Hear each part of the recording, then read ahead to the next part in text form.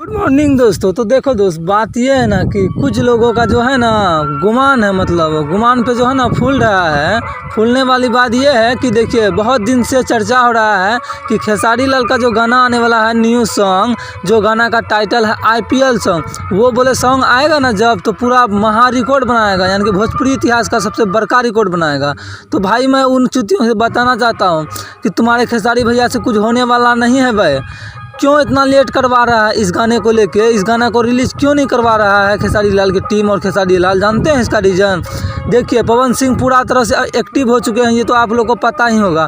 पवन सिंह का जो गाना धाए पे धाए आ रहा है, एक दिन पे एक दिन गाना आ रहा है, वो पूरा मूड बन गया है पवन सिंह का। इसीलिए खेसारी की टीम सोच रही है कि खेसारी लाल का जो गाना आएगा तो वो गाना बिल्कुल फ्लॉप हो जाएगा। इसलिए मैं इतना बड़ा रिस्क नहीं खेल सकता। खेसारी जी अभी गाना नहीं रिलीज़ कर सकता आपका, ठीक है दोस्तों। यही बात है, खेसारी लाल इतना लेट लगा रहे हैं गाना को लेके ताकि आदमी सब जान परिचय हो गाना को लेके कि नहीं भाई, बहुत दिन से चर्चा हो रहा है ये गाना में दम होगा, तो सब कोई मिल जुल के वो गाना को सपोर्ट करना है और ट्रेंडिंग 1 पे लाना है। इसीलिए इतना बड़ा साजिश चल रहा है।